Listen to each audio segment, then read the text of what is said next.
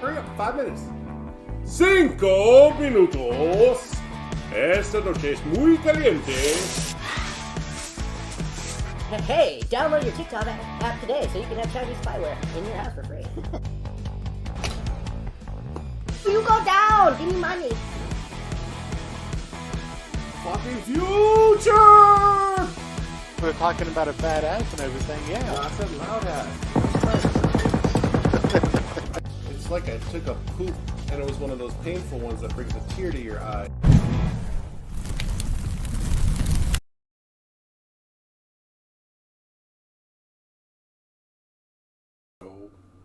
Is it It's Tuesday, right? What the fuck? Not game stream. I can't even get that right. Learn how to read, dumbass. Oh, okay. Okay, I'm working on it. Almost crescendo. Almost crescendo. Scratch, scratch, scratch. Oh, this is a pretty baby. Yeah. You look so sad. But that's just your face. You can't help it. She can't help it, people. She can't help it. You stay, though. Stay. Oh. What are we looking for? Ba ba ba.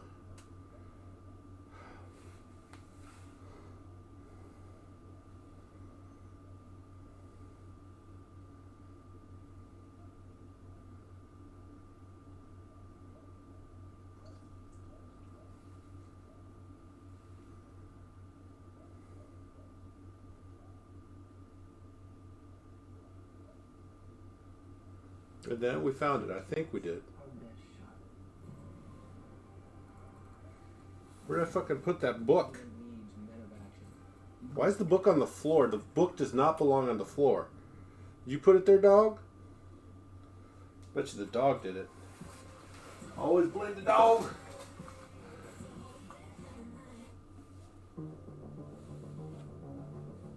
Okay. Alright, need to grab me some drink and we can do this. We can let's shout. Wait, where?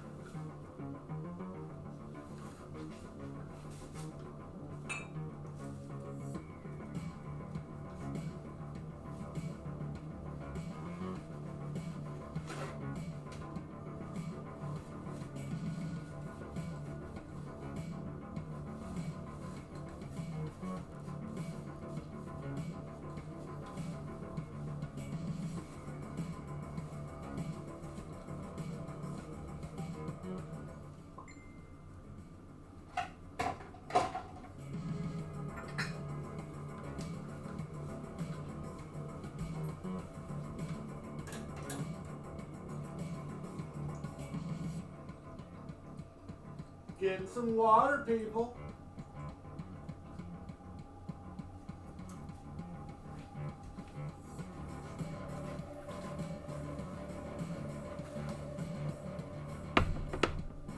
Peekaboo.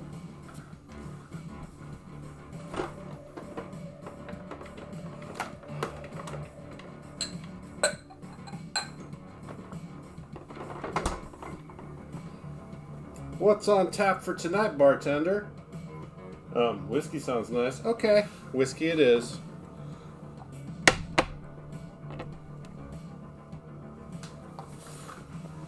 Oh no, we covered up the dog. We're bad.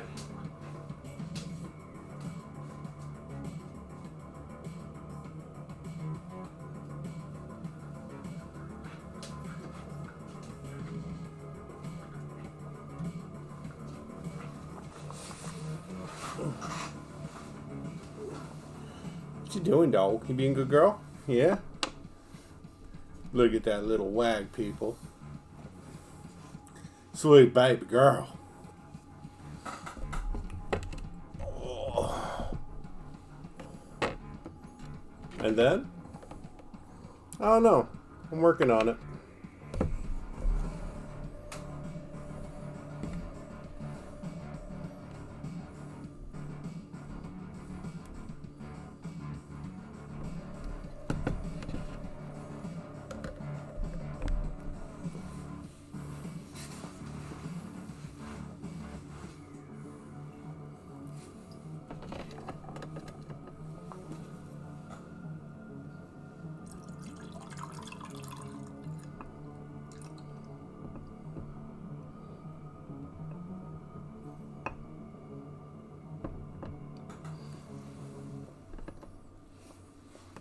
We like to mix our drinks. With what? Nothing.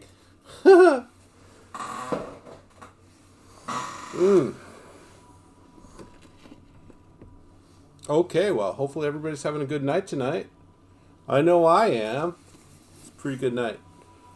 Pretty good night for a little bit of bourbon, a little bit of books.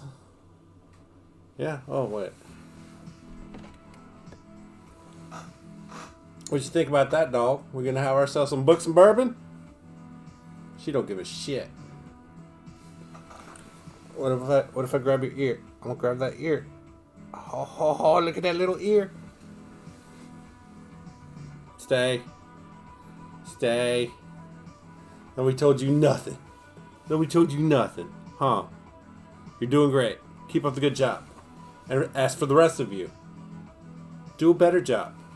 Tune in. Say hi. Be friendly. Or not.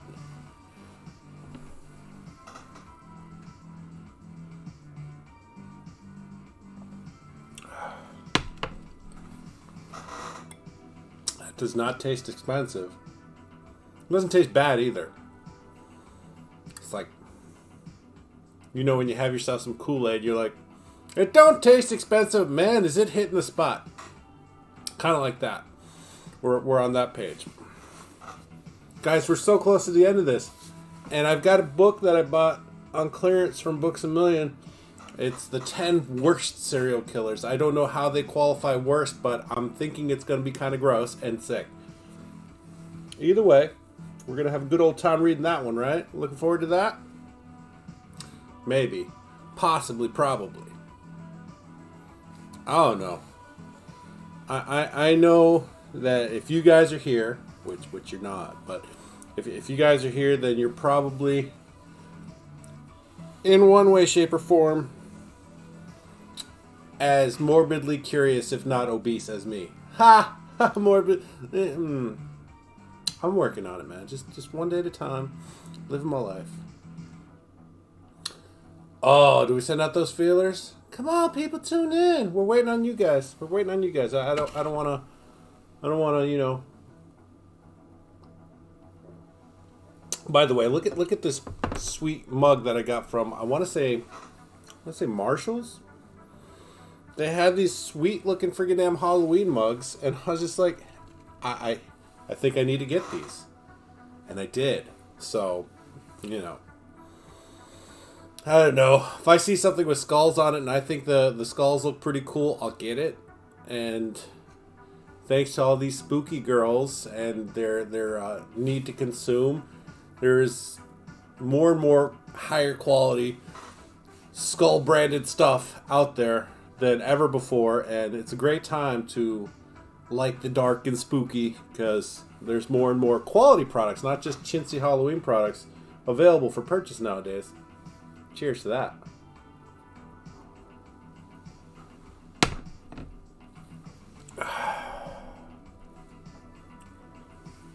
Maybe we'll just sit here and I'll randomly ramble on about odd things. Anyways, so what's the dish? What's the issue? Do you need a tissue? Dog, do you need a tissue? Huh? Why are you looking at me funny? Why are you looking at me funny? Ah, rah, rah, rah, rah, rah. Yeah? That's my foot. Boop, boop, boop, boop. Sweet girl. This was the easiest way for me to capture you. Putting the other camera down there just didn't seem to do it. You always want to curl up in a ball and put your butt towards the camera. I know, people don't like that. Actually, people don't really care because they would have to tune in to give a shit, right? Oh, who's your baby? Yeah, sweet girl. You talking shit, dog?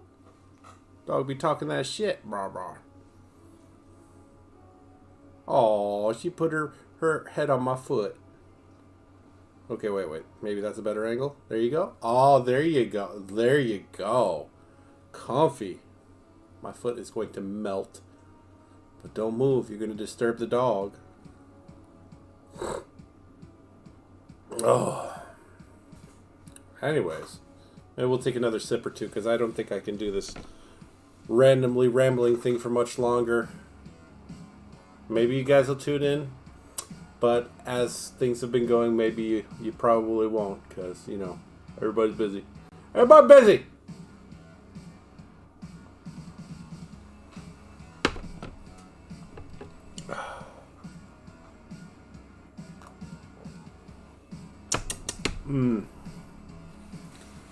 Shall we just jump into it? I mean, look, I could be playing video games that I don't like right now. We're gonna finish this book. Come hell or high water, y'all.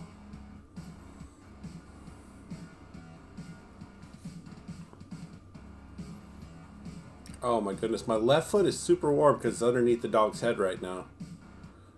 I put my foot down, and the dog's like, oh, pillow. And now super warm foot. Ain't that right, baby girl? Yes. Yes. Oh my goodness, this is sleepy baby. Oh, what? Oh, what? I'm doing baby talk. I apologize. I was not paging you. You can lay down though. It's okay. It's okay. It's okay. It's okay. Yes, that little tail. I've seen some dangerous tails. Yours is not one of them. It's a ferocious tail, but it's not a dangerous tail. Yeah, just don't lick my foot. I'm wearing a sock. Yeah, just lay back down. Dogs can sleep in nearly any position, can't they? I mean, not as many positions as cats, but as we all know, cats are liquid. Oh my goodness, have you seen there's this video where this rat was turning around in a tunnel and they actually x-rayed it while it turned around and you could see its spine making a U shape, and I'm like, that is... My back was actually hurting thinking about that. Not that if my back ever makes a U shape, I'm probably dead or paralyzed. You can bet on that. Dead or paralyzed? Maybe that's what we should have named today's stream. Oh, look at that whiskey stone. It's definitely cooled it down. The glass is looking a little condensation right there. Looking lovely.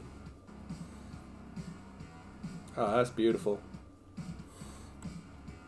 Oh, yeah. You got to make, once you reach a certain age, you got to make sounds for everything, especially when you're getting up or down or just doing any general movement. And you know, and you drink, you got to make noise. I'm definitely at that age where I'm supposed to make noise with whatever I do. So, you know that once you reach that certain age, whatever plus, that, you got to make sounds doing that. I think it's a rule. It's not it's an unwritten rule for sure, but, as far as dadisms and age is concerned, once you go past, I want to say it's like, once you go past like 37, if you did sports of any kind, and that includes like debate club, you're going to be making sounds when you move. So somebody correct me on that if I'm wrong, though. I'm willing to hear a counter argument. It's like, we won't make sex in the make noise in the bedroom, but we'll definitely make noise getting up and down out of a chair. Or when somebody touches the thermostat. Did you touch the fucking thermostat? Oh, okay. Maybe I'll scooch up just a little bit. Because, I don't want to disturb this pretty princess that's sleeping on my foot.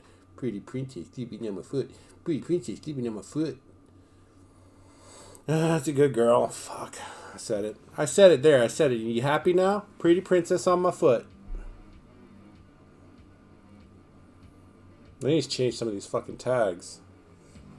I don't even know how to do that. Fuck.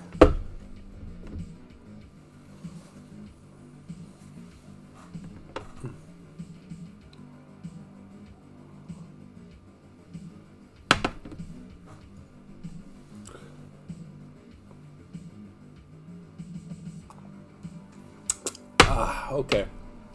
Okay, back to the book. Maybe? Maybe not. I don't know. What do you want from me? Ow, that elbow is sharp, dog. But where'd we leave off?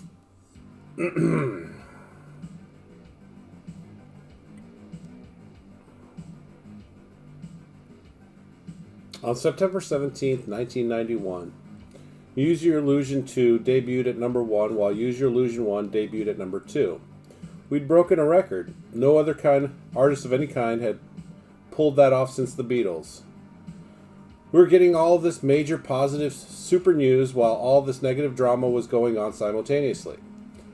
By then I'd gotten so used to life being such a rocky road that I dealt with it, and I didn't think twice about the possibility that it might not be normal. Once Gilby was in, and we were back on tour, we added Soundgarden to the bill for the next leg, which began in December 1991 in Worcester, Massachusetts. They were a favorite band of ours, and it was cool to have them, but we didn't have a good rapport with them at all.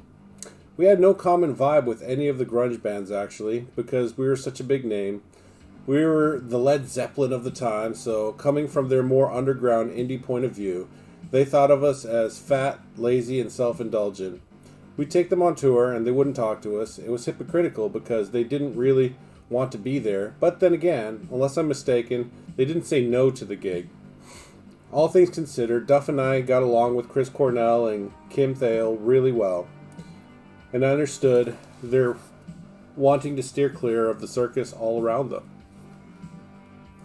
We had a much more antagonistic situation on our hands with our other support band, Faith No More, once their frontman, Mike Patton, started talking shit about us on stage. We let it go once. Twice after that, that was it. But after that, that was it. We had a talk with him. Axl came in with me, as did their guitarist Jim Martin, because Jim was fed up with Mike as we were. It happens. Listen, man, I said, if you don't like it here, just fucking leave. It can't be like this. Either let's do this thing and make it great, or forget it, go home. They ended up finishing the tour, and that was the last outburst we heard from Mike during their set. We did 3 nights at Madison Square Garden, December 9, 10, 13, 1991. The same arena where Zeppelin filmed The Song Remains the Same. One of those nights we met one of Axl's heroes, Billy Joel. It isn't obvious until you think about it, but Axl loves all of the great songwriters, the Eagles, Elton John, Billy Joel. He knows his shit. I didn't know anything about Billy Joel aside from the fact that my best friend's mom played his breakout album, The Stranger, nonstop back in 1978.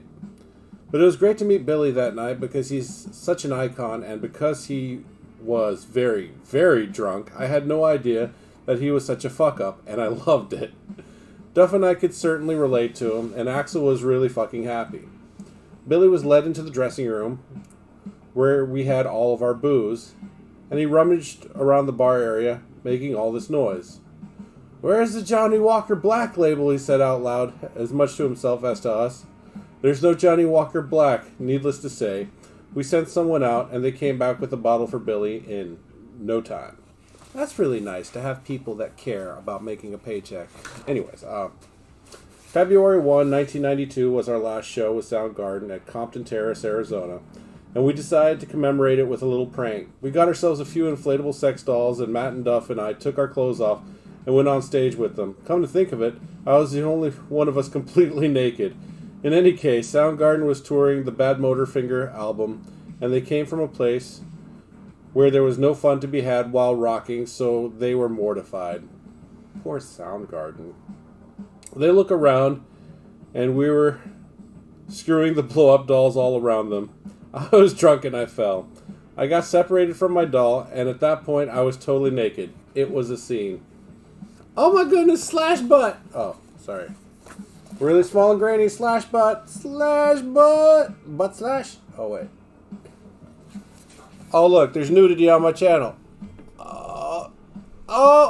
Butt. Anyways. What a bunch of goofballs. Am I right? It doesn't matter. You're reading to yourself right now. Okay. We played 3 shows at the Tokyo Dome in Japan, February 19, 20, 22nd, 1992.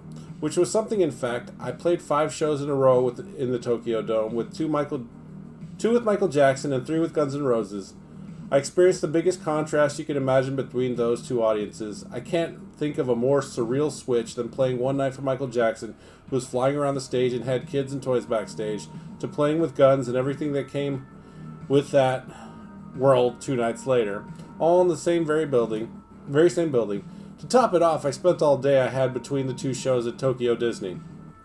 I flew over early to play with Michael. I had recorded with him back in LA between the time that we finished the Illusion records and the release. It was while we were home between legs of the tour. I was staying at the Hyatt on Sunset at the time when I got the call from our office. "Hey, Slasher, Michael Jackson is trying to get in touch with you," Alan said. "He wants you on his record." "Oh, wow," I said. "Okay." The next call that came through was Michael. "Hello," I said. "Hello, Slash," he said in his typically nervous, timid voice. Off we went from there. I was flattered and I was intimidated, but it came off great. We did 2 songs. The first one, the cooler one, was called Give In To Me, which was kind of like a new take on his song Dirty Diana. When I went in to record it at the record plant, Michael was there with Brooke Shields, who he was dating at the time. It was trippy. The studio was dimly lit, and as dark as guns like to have it when we recorded. "Hi," Michael said. "This is Brooke." "Hi, nice to meet you," I said. I think I put my hand out for a shake. "I really want to thank you so much for being on my album," he said. "I really can't wait to hear what you come up with." And then they split. They went off to dinner or something. I recorded my solo, and that was it. A few days later, I came back and recorded the introduction to Black and White. They wanted something on the front end, which didn't even make it to the album version of the song. You can hear my part if you watch the video. It's what Macaulay Culkin is playing on guitar before the song starts. That was strange, to say the least. It wasn't quite what I had in mind for that solo. Right? Penis. I think Michael Jackson liked me because of the animated element of my persona. I think he saw me as a caricature, but that's just me. I still don't know if he knows that about me. As our albums continued to chart worldwide, we toured Mexico in April, and like our South American fans, the Mexican crowds were very dedicated. Then we did the Freddie Mercury tribute in London, which was amazing. He was another of Axl's heroes. So, although it was a short set, we gave it our all. We did Paradise City and Knocking on Heaven's Door. Later on, I went up and played Tie Your Mother Down with Brian May and Roger Taylor of Queen, and Axl sang as well. At the end of the concert, we all did We Are the Champions. It was a monumental gig, but the most memorable part of the evening was when I took my pants off in front of Liz Taylor. I was in the green room changing, and she opened the door, her entourage in tow. She caught me in a t-shirt with no pants at all. She didn't have a look of embarrassment in the least. She was absolutely devilish. I could feel it in my loins that she was having a look. Ooh, Liz, I'm telling. Hello, motherfucker. Oh, Cheetah, good timing on that. You just got right between the paragraphs and cheers. You at work?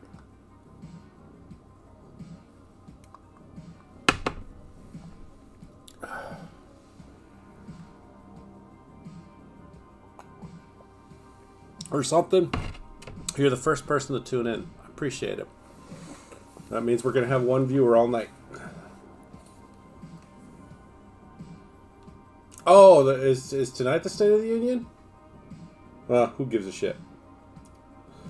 All right. In May of 1992, we announced that we would co-headline a summer tour with Metallica starting July 7th. There could not be a bigger rock and roll bill at the time. It was too cool. They had just released the Black Album, and we were riding high with Use Your Illusion 1 and 2. We then headed off to start our headlining arena tour of Europe and Dublin, Ireland in May 1992. In my personal life, my girlfriend Renee and I broke up during the American leg because someone in our entourage told her how unfaithful I was being on tour. Cheating was the one thing I promised I'd never do. It was a weakness on my part that came out of a need to have as much of a good time between shows as possible, which, along with heavy boozing, was my way of self-medicating and get through all the turbulent emotional activity, the yin-yang psycho-emotional ups and downs. Booze and girls, that was how I dealt.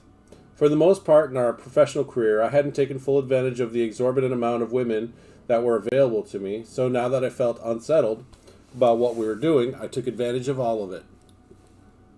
Ah, well. Ew, Bono. Gross.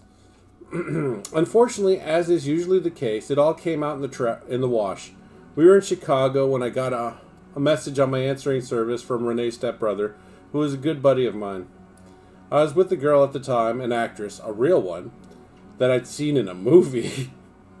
I love the way he wrote that sentence.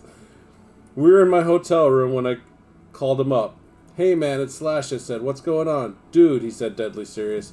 I don't know what you've got going out there on tour, and that's your business. But I think you should call Renee because she's flipping out about something. She won't tell me what's wrong. She sounds really pissed.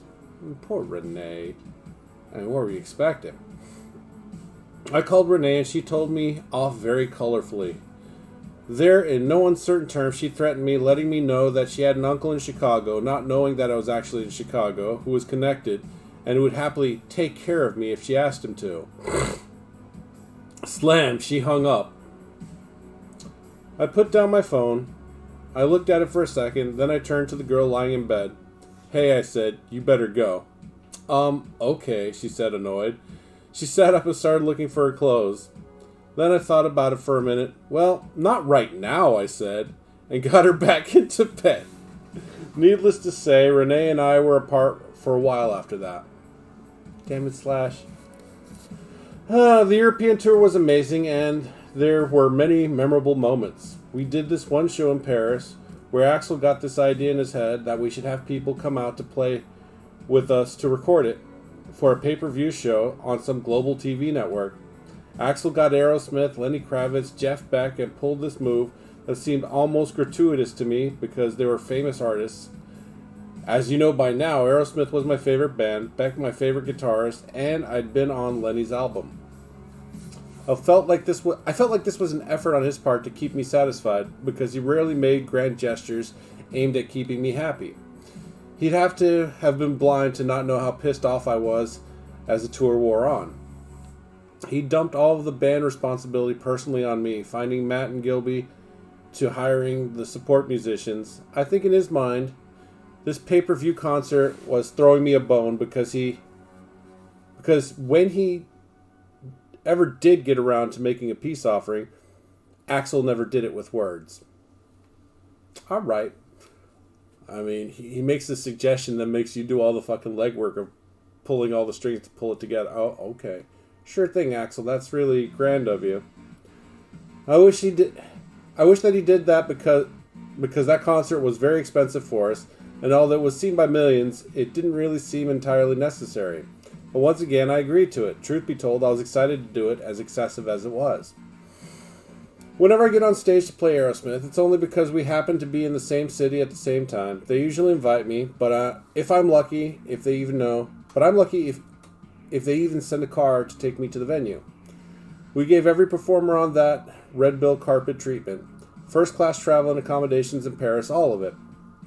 Everyone got in a day early, and we set up rehearsals to go through, always on the run with Lenny, and Train kept rolling with Aerosmith, and Jeff Beck did Locomotive with us. Everyone came out to soundcheck except Axel. I remember Steven Tyler coming up to me and asking again, "Where's your singer, man?" As I've mentioned, it's the way he's greeted me ever since our first tour together. This time the joke was too true to laugh at. Steven wasn't the only one asking that question that day. In fact, it seemed to be the comment on everyone's tongue. Wasn't really easy to stand there and take it. I never wanted to say anything bad about Axel, but it was pretty hard not to look stressed with Steven Tyler standing in front of me speaking the truth. Hey, you, stop that. She looking at me funny. Don't be looking at me funny, dog. We'll fight. No. Where you going? Lay back down. Lay back down. Don't you be getting big.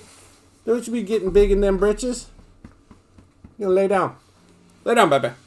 Lay down. That's a good girl. Yeah, that's a good girl. Now lay down.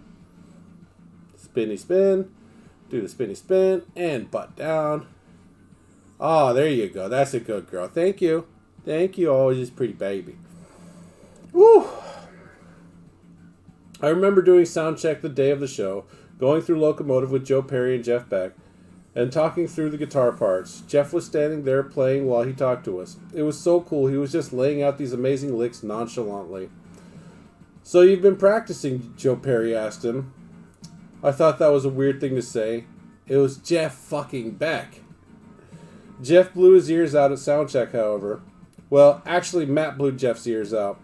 Jeff was standing up near the drum riser playing when Matt slammed on a cymbal and then just knocked his head off. It sucked. It was the day before the gig, and Jeff couldn't play. He couldn't hear and do it all, so he went home. Aww. That's sad. It wasn't cool. He'd sustained some real damage. Years later, Matt told me he saw Jeff doing an interview about it, and he summed it up like this. He hit the cymbal, and it went crash, and that was it. Nothing. He was missed, but the show came out really well. Lenny came on and did his thing, and so did Joe and Steve. Unfortunately, their part was at the end of a 2-hour set, which was already an hour late going on, so they had to wait backstage all night. I still can't believe that Axl didn't show up for that sound check, let alone go on an hour late. I can count on one hand how many times Axl came to sound check on that tour. He was always careful about his throat, which is fine, but I don't think that's quite why he didn't sound check for that show. Although all things considered, I have no idea why Axl didn't sound check for that show, or for any of the others on that tour for that matter. That's because Axl do what Axl do. I mean, if you wanted true Queen Bee vibes, it's not Beyonce, it's Axl. Axl is definitely the OG Queen Bee. I mean, you might argue like, Diana Ross and the Supremes or some other... Nope. Axl. Axl, took it to another fucking level. None of those Queen Bees ever started a fucking riot. As a matter of fact, you know what? If your fans aren't passionate enough about your band to fucking riot if you don't show up or you show up late, do they really love you that much? I'm not justifying the crowd's friggin' exuberant displays of rage and riotousness. Or righteousness? Right. No. But at the same time, pop music kind of sucks. Pop, R&B, blues, ain't no riots for any of that shit. Rock and roll, heavy metal, absolutely. It's not the music, man. It's just the passion that they invoke from their fans. Maybe it is the music. I don't know. What do you guys think it is? Doesn't matter. Okay. By the time we got to England to play a few dates, I got lonely and called Renee and flew her out to meet me. I made that decision on one of those nights when all of the fucking sordid, lunar, promiscuous stuff that I'd been doing had caught up to me and left me feeling empty and entirely alone. It's something that musicians do on a regular basis, and when they're on the road for too long, they get a soft spot in their heart, and in a moment of weakness, against their better judgment, they act on it, usually engaging the wrong person. Oops. That shit happens, man.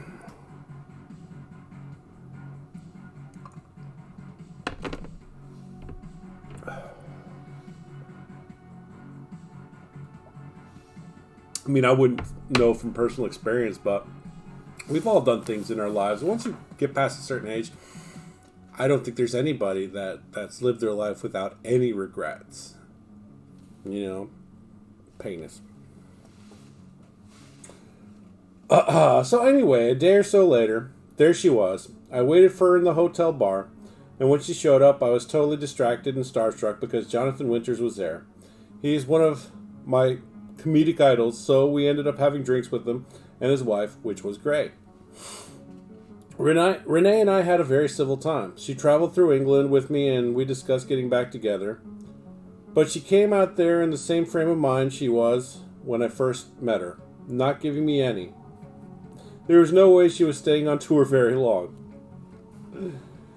We headed back to Europe after that, and when we got to Germany, a few of us shot a video with Michael Jackson for the song I'd played on his Dangerous Given to Me. It was released as a single in Europe, though it wasn't in the United States. Gilby, Ted Adriatis, and Teddy Zigzag, and I shot the video with Michael. It was a live club gig in Munich, complete with fans. We had the guy from Living Colour on bass, Muzz Skillings, and the concept was Michael fronting a heavy metal band. Unfortunately, it only aired on MTV Europe. Darn. Oh, I don't know. I can see Michael doing metal. He had plenty of hard rock in a lot of his songs, so. What do you think about that, dog? You like Michael Jackson? You probably never heard a Michael Jackson song, at least not in this house. Anyways, there was a spare, no expense attitude on this tour, which was new for us. If we had days off, yachts were rented. In England, we had a 5-hour go-kart rally arranged for us in West London. In Australia, taking a boat out to the Great Barrier Reef seemed to be something the band needed to do. It was all senseless spending. Doug approved one crazy idea after another to fill our free time at our expense. With the exception of Axel, the band wouldn't have cared if none of it ever happened. We were more than capable of entertaining ourselves in any global locale on a shoestring budget. And that is commendable, guys. Commendable. Our mistake was never giving a thought to the cost of Doug's expenditures, that is for sure. In the back of my mind, I knew that hiring a yacht or closing down a restaurant didn't come free. But at the same time, I wasn't going to say anything because at times those events seemed to maintain the status quo.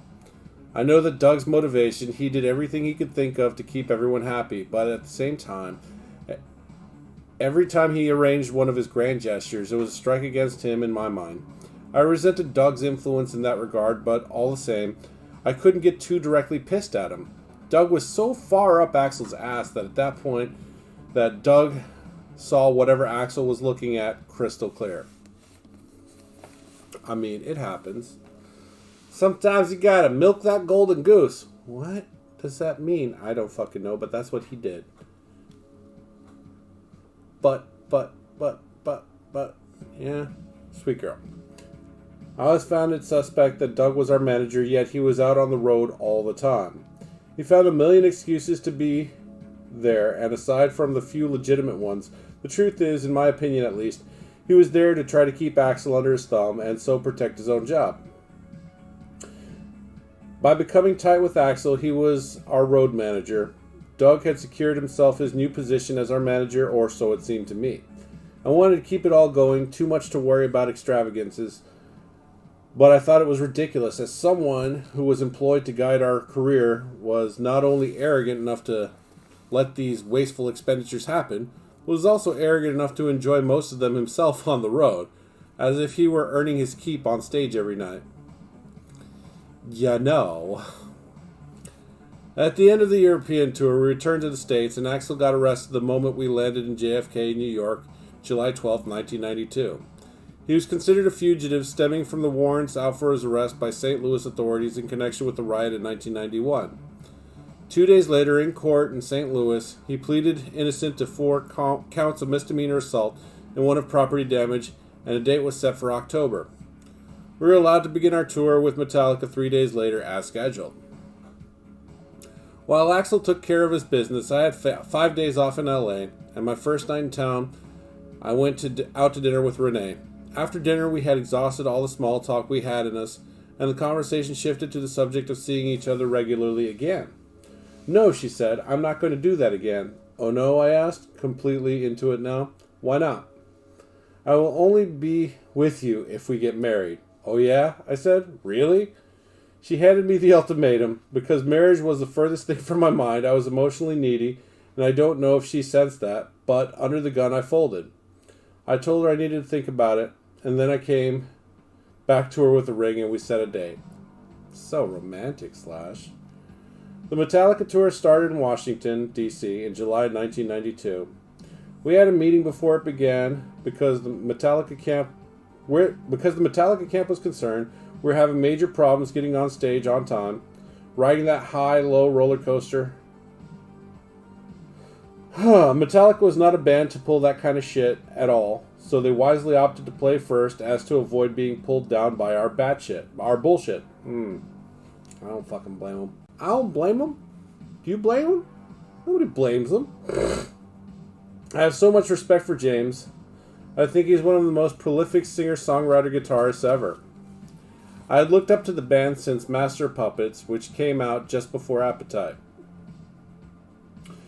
When we set out to do that tour, Part of me was excited, and part of me was worried about how it was all going to work out and whether Axl was just going to adjust. Metallica was a no-frills, hard-working road band. They did long tours. They never went on late. They were no bullshit. They were macho about their work ethic and dedicated to their fans, which I thought was commendable as well. They represented everything that mattered to me professionally, and I didn't want to see it get fucked up. And I didn't want to let them down. From the start of the tour, Axl was out to impress Metallica and everyone else in his way. He brought up the idea of having backstage parties every single night, theme parties that would be a lounge for our guests like the Stones had on their tours. Axl had hired his stepbrother Stuart and his sister Amy to be part of the management team, and they were put in charge of organizing these parties according to Axl's vision. They had no experience doing so, of course. I saw their work in action, and it was both uncool and yet another unnecessary extravagance. I never went to one of those parties during the entire tour. The whole idea of it was just too self-indulgent, too self-centered, and too showy for me to even think about participating in good faith anyway. Actually, I'm wrong. I went into one time to look for someone. As I recall, it was a Roman bath party with a huge jacuzzi in the middle of the room. I know they did a casino night, a Mexican fiesta, and a bunch of other things. For each of these parties, Axl's siblings would be hustling every day to get it done. The Metallica guys off the bat disassociated themselves from that whole freak show. It was like no one wanted to even say anything about it. The subject of the theme parties and Axl's behavior reminded me of the first Creepshow film and the episode about this thing under the stairs in a box that ate people that no one would talk about. I mean, I think if it ate me, nobody would probably talk about it. But, you know, that's just the crazies talking. I'm sure somebody would talk about it. I mean, obviously not the people that aren't here tonight that really love books and bourbon, and they're my best friends. That's fine. It's fine. I love you guys too. What? Dicks. Why do you stop? What is this fucking non-copyrighted DMCA bullshit? Okay, so I'm on YouTube, so I can get it just randomly fucking pauses. Like, you know what I'm going to do? I'm going to pause the fucking music. Like, oh, you know what? That'd be fucking great. It's a 4-hour playlist. We are not even an hour into it, and you're just going to fucking stop because you goddamn feel like it. Well, way to go, YouTube. Susan Wojcicki? Fucking watching you, bitch. Anyways. She ain't watching my stream. Although I believe that Susan Wojcicki will actually watch my stream live while it's happening before anybody in my immediate family would tune in and say hi. And you know, you guys want to talk about how close family is? People ask me about what my family's doing and what they're planning, and I'm like, I don't know. They don't tell me shit. They love me because they think they feel like they're obligated to, but generally speaking, they don't talk to me about jack shit. So, you know, this dog tells me more. This dog right here tells me more things than my family tells me, and she don't even talk. Oh, you know what? I think all I need to do is just not give a shit. Once I stop giving a shit, it'll be easier to do this without all the fucking attitude, and maybe people will be less turned off by my anger. But my personal brand of anger, you know, it's not directly at the viewer. Not always. Waffles, whatever. I've seen people sit there and play a 20-year-old fucking game and not say a single word to anybody, especially not the people trying to talk to them. And maintain a 400 or 500 average viewer count. And meanwhile, I'm struggling for 4. Maybe that's what I need. Just not talk to anybody, not respond to anything, and just play a video game. We can do that, but, you know, I can't help it. Some of us weren't raised rude. Huh? Yeah, we gotta return the niceties? We gotta return the niceties. Fortunately for me, everybody that, for the most part, is mute. Right now, we're about averaging a comment every half hour. Well, penis. What you mean, we'll ping? Who the fuck just did the thing? Why the fuck does my Microsoft account need attention? Oh, fuck. Sounds like somebody's fishing for my password. Oh. Actually, okay, wait. There we go. What? I got a ghost?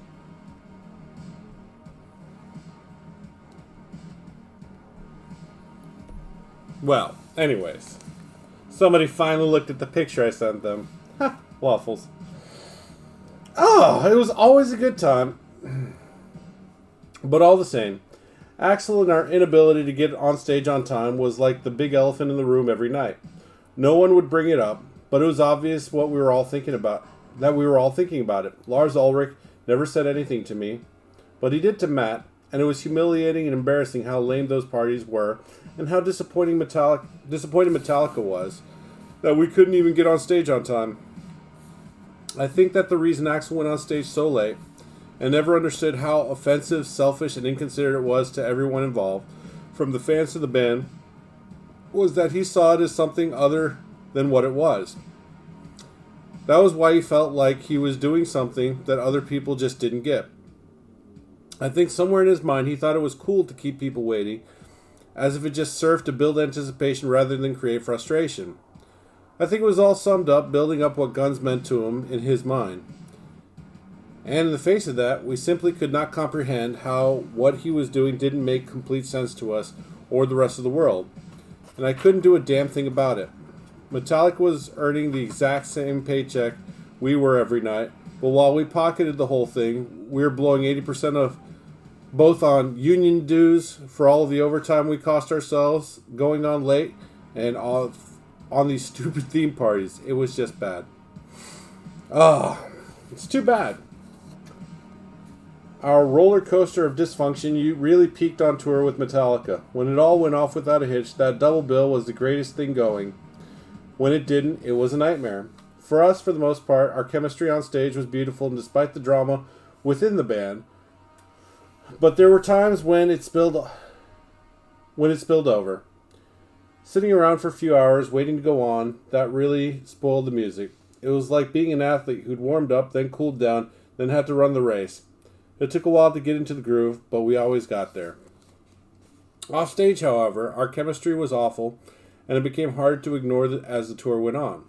The tension was so tangible that Duff and I had reached colossal levels of alcohol intake just to get through the day. It was no big deal for us to polish off a half a gallon of vodka while sitting around backstage for 2 hours waiting to play. The disrespect was lack of trust that Axel's behavior inspired was corroding the core of the band. Axel was becoming the quarterback who refused to throw the ball, even when we started losing every game. I mean, I get that. At the Giants Stadium show at the end of July, Axel barely made it through the set due to the state of his voice. He was advised by his doctor to rest it for a week, so we canceled our next 3 dates. The tour resumed in Canada, which came to be the infamous coup de grace of everything that was wrong with our band. It happens sometimes. It all went down in Montreal on August 8, 1992. Metallica went on, and midway through their set, James Hetfield caught on fire when a pyrotechnic malfunctioned. He sustained serious injuries to his arm and shoulder, and the band was forced to end their set immediately. We were still at our hotel when it happened, and we were asked to go on early. It was a non-issue, of course. We agreed to do so. The band headed down to the venue right away and discussed what we'd play to fill up the remainder of Metallica's slot and ours as well. We had plenty of time to go over our options, but it couldn't happen because Axel did not show up. Not only did we not go on early enough to fill the void left by Metallica, we went on 3 hours later than our own scheduled stage time. In the end, there was something like 4 hours between the time Metallica were forced to stop the show and the moment we took the stage. And once we did, Axel ended it early. We'd done just 90 minutes of our scheduled 2 hours. I'm sure he had his reasons, but neither I nor the crowd, as far as I know, knew quite what they were. I can't say that I was surprised when the audience started rioting. Being old pros at this, we sat in our dressing room, which was underneath the hockey rink, basically in our locker rooms. We could hear the stampede overhead, and we knew that there was no going back. The crowd destroyed everything in the outer arena, from the skyboxes to the vending booths, At one point, we went upstairs in an elevator and looked into the hallway and saw kids throwing rocks at the display cases. When one broke, they'd scramble to snatch the merchandise. Fucking great. As we made our escape, we saw overturned cars in the parking lot. We watched kids pulling down the giant light poles, lighting bonfires, breaking everything in sight. The whole deal. It was a fiasco. Fiasco, I say. Axel did have an excuse for quitting the show early. He did, in fact, have a reason. And he did go public with it. He had canceled our Boston show and 2 others because of his throat. And he said that his vocal cords were damaged and that was why he couldn't perform. To us, it was crying wolf because in Montreal, he didn't mention that he was in pain or anything that night before the show. It was a very tense time. A major straw on the camel's back for me and for everyone in our camp. It was actually a huge issue for me because I'd lost face with everyone in Metallica. We didn't keep our promise to them, the fans, or to ourselves to put on the best show possible, come what may. When it mattered like the most, it felt like we'd given even less. I felt like an ass. I couldn't look James, Lars, or anyone from their band in the eye for the rest of the tour. We postponed the remaining dates for nearly a month after until James recovered enough to continue. Apparently that was enough time for Axel's vocal cords to recover as well. When we set off again on August 25 in Phoenix, James had one of their techs play guitar for him while he sang. He was right out front with a big cast on his arm. That's how cool they were. It was frustrating to me because we prided ourselves on being a kick-ass hardcore rock and roll band, but we had a weak spot in the group that was making us vulnerable. We'd become larger than life and legendary, so this petty bullshit was very trying. Ooh, I think on that note I'm going to take a quick break. I don't even know how long we've been going for. Anybody got any questions, comments? Something otherwise? Look at this sleeping champ right here. She's a sleeping champ. Yeah, you're a sleeping champ. That's a good girl. Oh.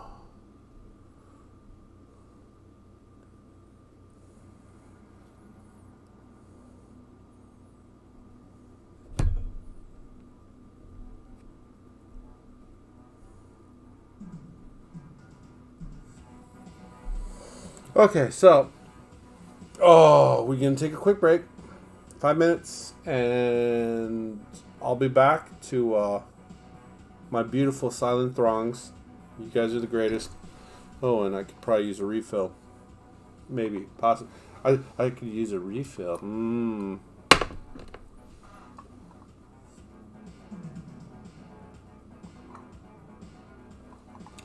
Maybe even change out my whiskey stone. Alright, you lovely lovelies. I'm going to be right back. 5 minutos. How big is my hand? Never really looked at it. Okay. Is it a normal sized hand? I don't know. What do you think, dog? Is this a normal sized hand? It should be bigger for as big as my arms are. You can make your arms bigger, but you can't make your hands bigger. Some bullshit. Alright, I'll be right back, guys. Oh, penis!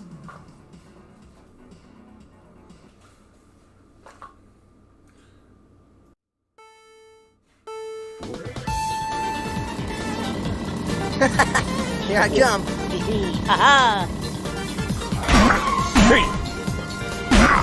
Now listen here, mister. I don't mean no trouble. Go back into your own console. But sir, I doesn't even have my own console. We're multi-platform now.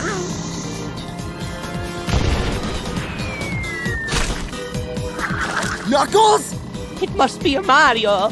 He takes racing too seriously. He takes everything too seriously. You motherfuckers invite non-Nintendo characters onto my track? Oh, why shit for racing?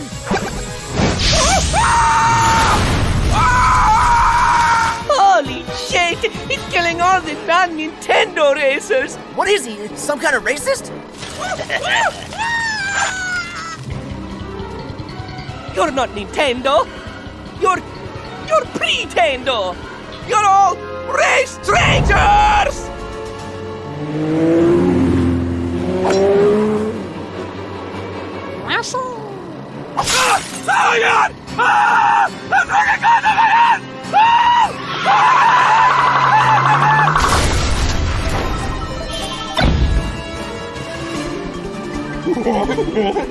23 years of jumping of barrels. 23 fucking years!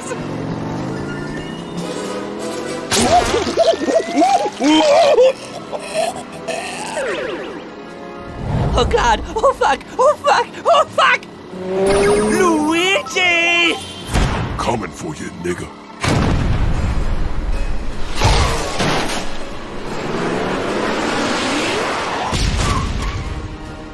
Wait, Mario, think of our history. So, you like it to go fast, huh?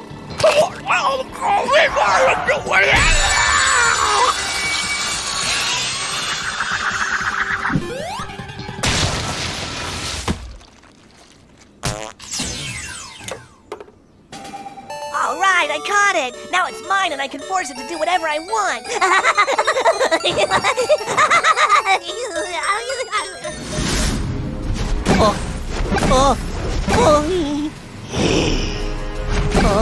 Mario, stop! We're brothers! I have no brother.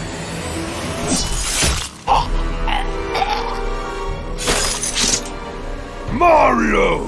Oh shit, it's Kratos! Fuck you, Kratos! You PlayStation characters never learn!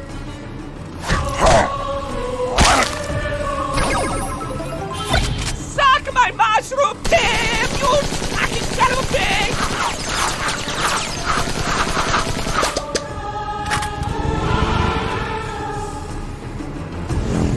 Oh, hey Mario! Nintendo!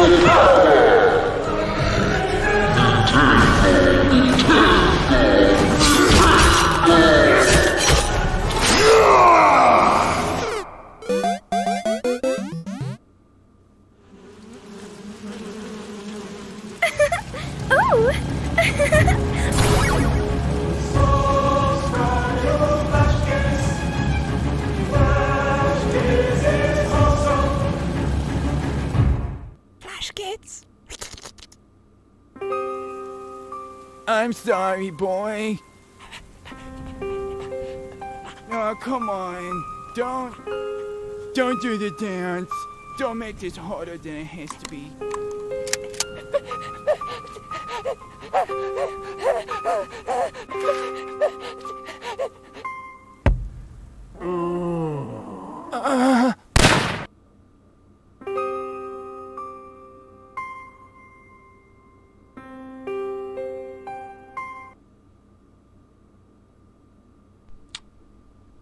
Man, I just love noodles.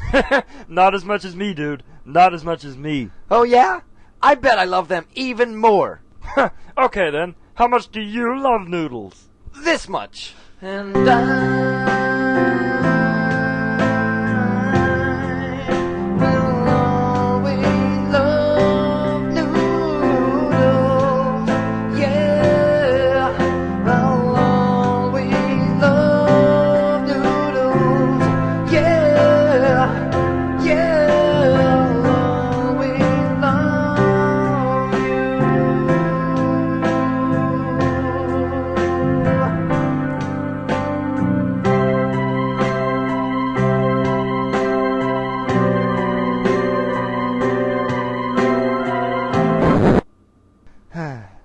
So how much do you love noodles? Oh my God!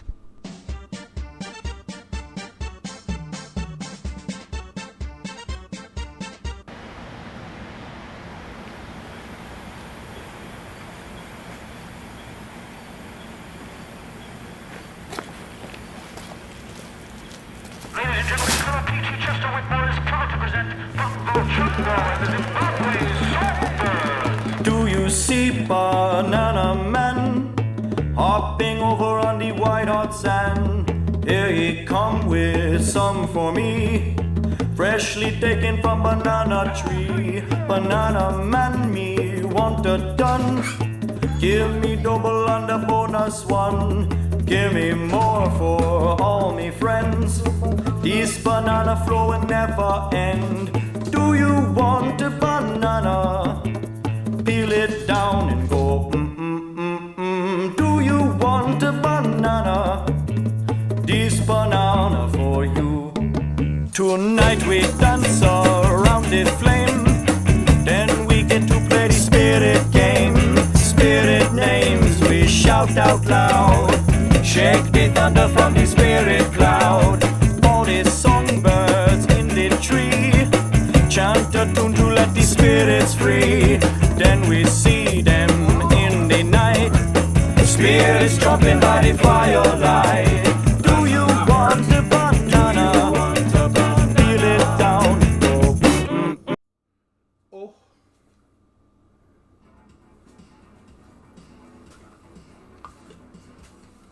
Where's that pretty dog at?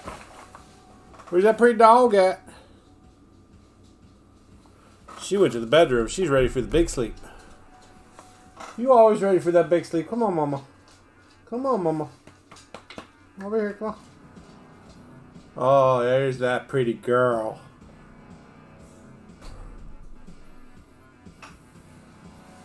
There's that pretty girl. Yes.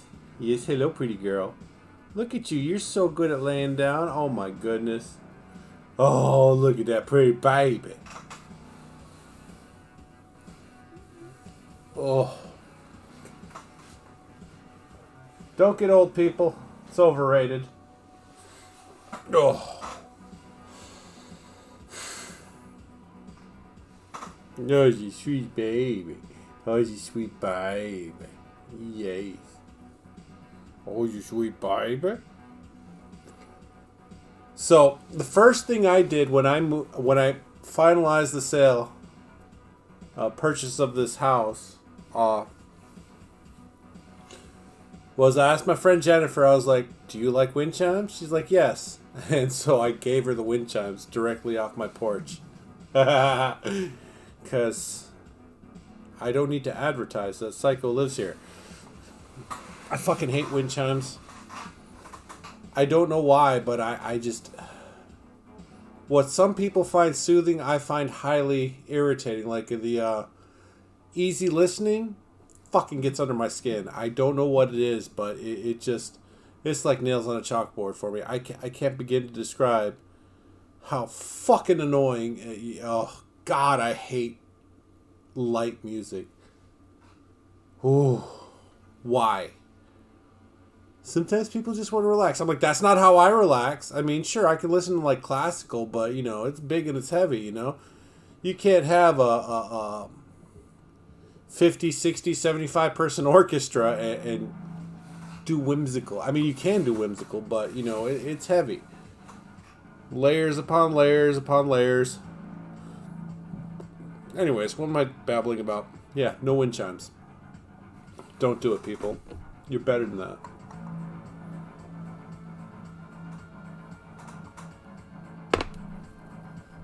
I think I gotta top off.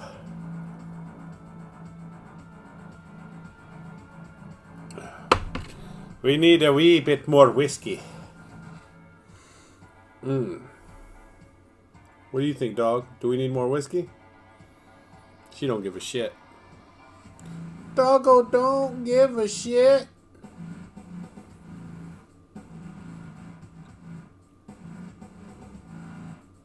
I like this dog. She's nice. She likes me. I like her. We get along pretty swimmingly. She likes riding in the truck, and generally speaking, she minds pretty well.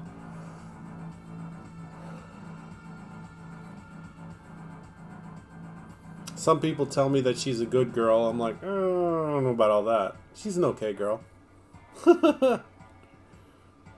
Don't want to let it go to her head. Too much praise. I don't know why I do that, though, because, you know, I'm all about praise. I never get it, though. That's probably why. Like, when somebody compliments me, whether it's on my artwork or whatever I do, I don't know how to just say thank you instead of being like, it's all right, you know. It's not, I guess it's me playing the humble card, but at the same time, I'm not used to getting praise for things I do, and, you know, waffles. Look at this sweet baby. Look at that sweet baby. She's just like, yeah, just keep on scratching the face. She's got the cutest little beans, even though they're fuzzy right now. They need a little trim. Oh, your beans need a trim? Yeah, they do. Oh, anyways, I'm gonna top off. I'm gonna change out my whiskey stone. I believe the bottom of this whiskey glass is a recreation of Mount Rainier. And I don't fucking know what I'm talking about. It said something on the box, but I threw the box out. I still have the bottles. It was a set. Anyways, I'm gonna replace my stone, and I'm going to top off my whiskey. Hope you guys are okay with waiting just another second. It shan't take me long. Wow. Be right back.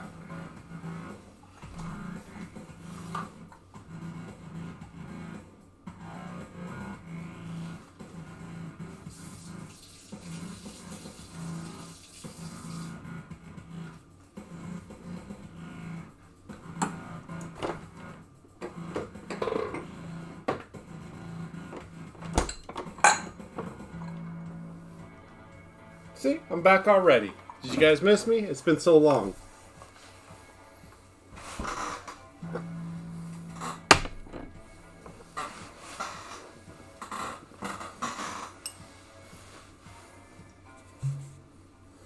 That smells like whiskey.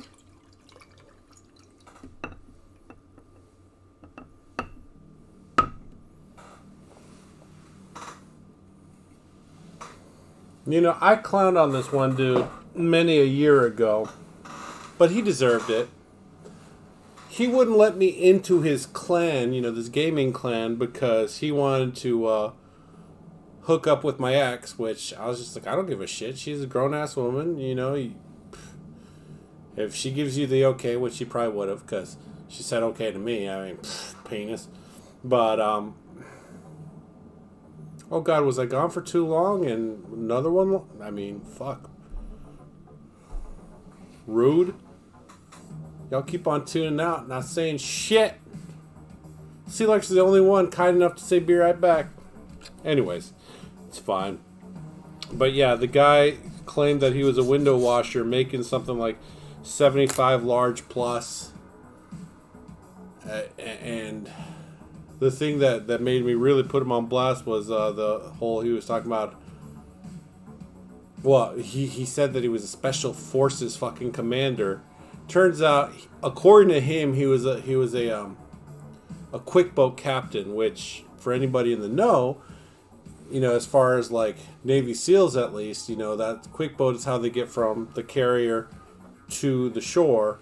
But you know, he said since they were supporting special forces and rapid deployments that he was actually special forces. I'm like, no.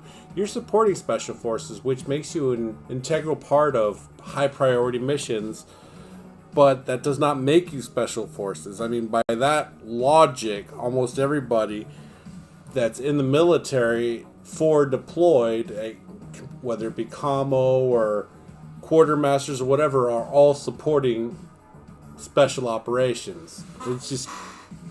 It was just, oh, I don't know, something about the guy just rubbed me wrong.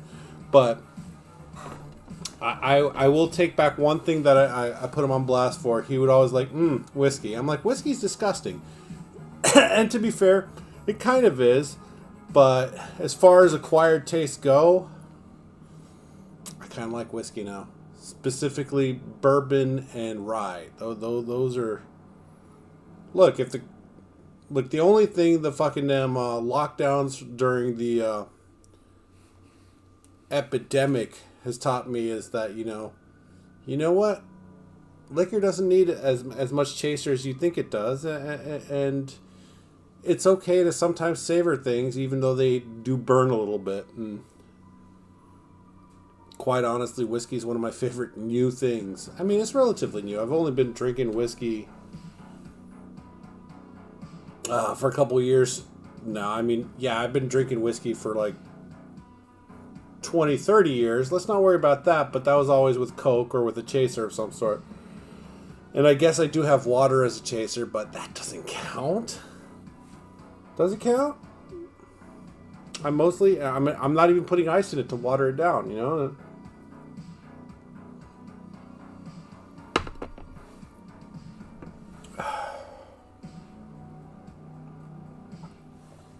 I put water in me because you got to stay hydrated, kids. It's important. Oh, we lost everybody.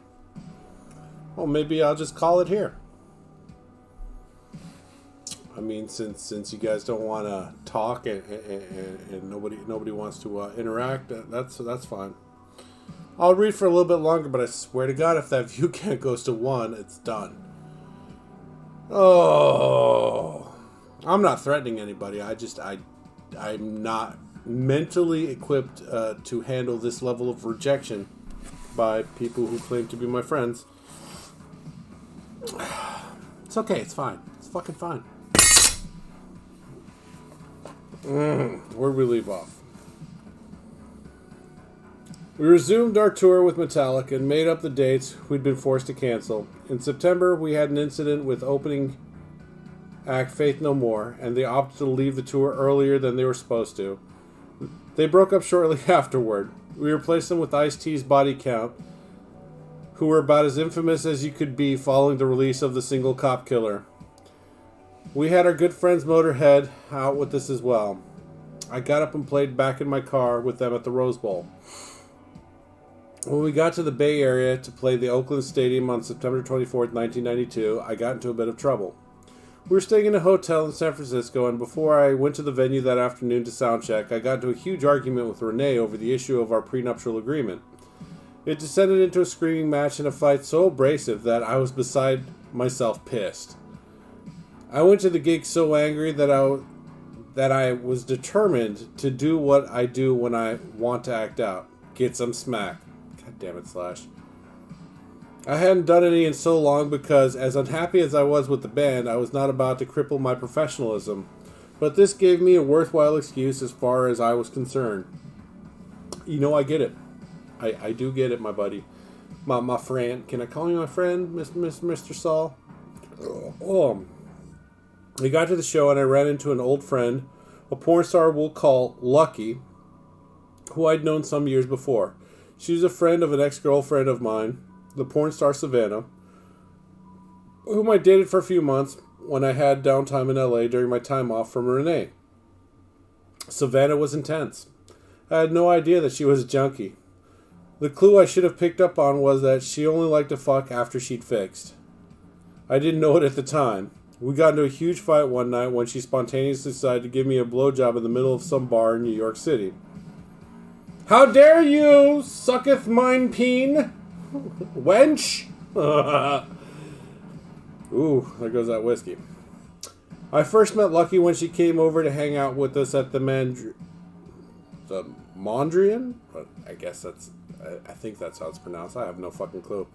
She and Savannah got stripped down, and when we ordered some champagne, they invited the room service guy into the room to watch them go at it. Before long, the only thing holding this guy's eyes in their sockets were a few little tiny veins.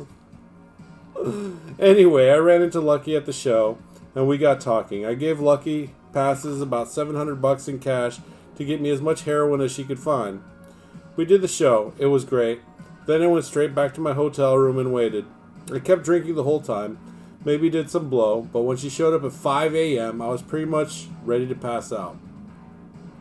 Lucky and her boyfriend came rolling in with all of this crack and smack, and I'm sitting on the floor watching them spread out all the drugs across the coffee table. They've got rigs, points, shooters, tools, hardware, whatever you choose to call them. They've got brand new needles. We get it all going, the three of us, and we are all fiending hard. It was intended to be a fun, illicit thing, momentary as far as I was concerned, but this is getting intense. We'll all do a hit, but that shit isn't strong, so I do a few more. They're sending the crack pipe around. The hours go by and we are really loaded. Matt calls me sometime early in the morning. He invites me to his room to do some blow. Oh yeah, I'll be right there. I get up, weak-kneed, reeling from my last crack hit. Okay, he finally admitted. I was like, dude, they're passing the crack pipe around. You never said you smoked. Anyways, okay. And I took over I look over at Lucky and her boyfriend. They're having the time of their lives. They have never had a motherload of drugs like this for free. I make my way across the carpet to the door, dragging my feet, realizing that I'm dizzy and I can't speak. I open the door. I don't have my wits about me at all. I see a maid in the hallway pushing her housekeeping cart, and I ask her which way to the elevator. That is what I try to say. I remember it all in slow motion. I remember hearing my voice speak far away. I collapsed like a rag doll in the hallway. I blacked out and my heart stopped for 8 minutes, or so I was told. I don't know who called 911. My security guard, Ronnie, was there, and so was Earl, Axel's guy, and they took care of me and got the paramedics. I woke up when the defibrillator sent an electric shock through my chest and stunned my heart into beating again. It was like being slapped in the face hard enough to wake you from a deep sleep. I remember the bright lights in my eyes and a circle of people leaning in over me. Ronnie, Earl, and the paramedics. I had no idea what was going on. It wasn't an easy wake-up call. Man. I was put in an ambulance and taken to a hospital, where I was given the once-over. I was told to remain overnight for observation, but I wasn't having that. After a couple hours, I signed myself out and went back to the hotel, Ronnie in tow. I had no remorse whatsoever about my overdose, but I was pissed off at myself for having died. Fucking idiot, dying. The whole hospital excursion really ate into my day off. I was hoping to make it through without a hitch and was kicking myself for not being able to maintain my balance and just stay awake through the whole thing as planned. Well, you didn't make it to Matt's room to do the cocaine, which probably would have helped. Maybe. I don't know, you were smoking crack too. I'm not sure the cocaine would have bounced you back. Your heart was just like, I'm done. Back at the hotel, the vibe was pretty somber. Apparently, my halfway swan dive didn't look so good. Everyone thought I was a goner and was acting appropriately seriously, which is something that I could never understand. My attitude at the time was, hey everybody, I made it, let's go! When I got back, my highest priority was finding Lucky and her boyfriend, from what I was told. Earl had scared them off. I completely understood that because Earl was terrifying. He was a big black guy over 6 feet tall, with a football player's build and an oddly sweet face. That feature actually made him more disturbing because when he was pissed, you really knew about it. Look, I don't even want people's respect. If I could have their fear, that'd be great. And it's like, oh, but you're such a cuddly teddy bear. I'm like, yeah, with animals. People are a totally different story altogether. I love animals. Especially puppies. Oh my gosh. What I would do for puppies. Anyways. But, and just to let you guys know, in case you didn't know, every dog is a puppy. I don't care if they're fucking damn 28 years old. He's puppy.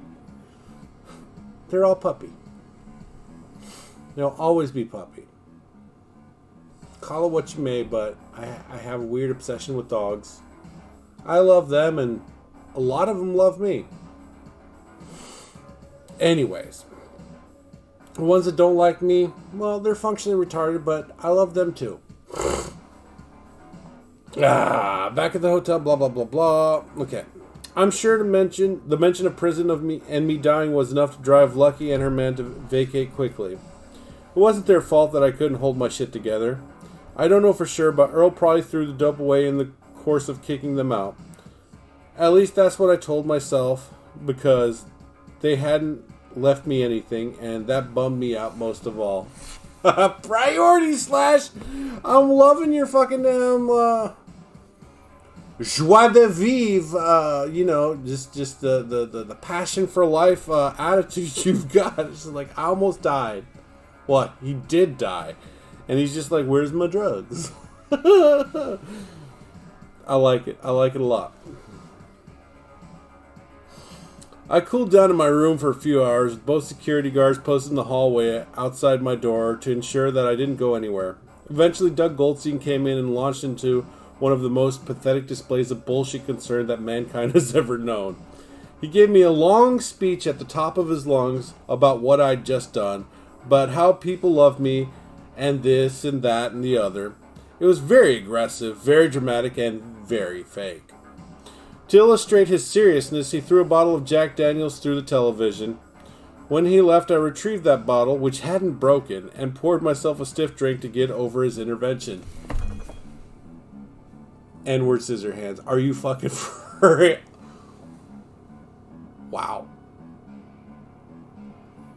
That is commendable on so many fucking levels. I mean, obviously not from a sobriety standpoint, but Jesus Christ. This guy does a whole dog and pony show about, you know, life and how it's worth living, and he throws a bottle through a TV, and somehow the bottle doesn't fucking break. And mind you, these are fucking 90s CRT TVs. You know, these are fucking solid as they fucking come. Like, if somebody dropped one of those out of a 3rd or 4th story window and you were on the fucking street level, you were dead. These were heavy as shit, big motherfuckers, and the glass was thick and hard to fucking break. And this dude threw a bottle of Jack Daniels through that shit, broke the fucking TV apparently, but the bottle was fine. He must have hit that perfect angle, but goddamn.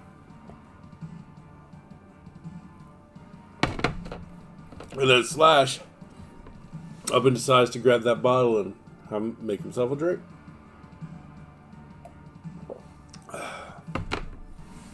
This is before... see, right now I consider this day and age to be the resurgence and the return of whiskey, both bourbon and rye. American, obviously, but, you know, it's there's so many... Oh, we've done it. We've hit that point. I'll stay here for another minute or so, but I'm not pleased as to how tonight's gone. And I don't know if it's just because people haven't refreshed and you guys are still fucking here, but I'm not going to ask you guys to refresh. The fact that you tuned in, I appreciate that shit. I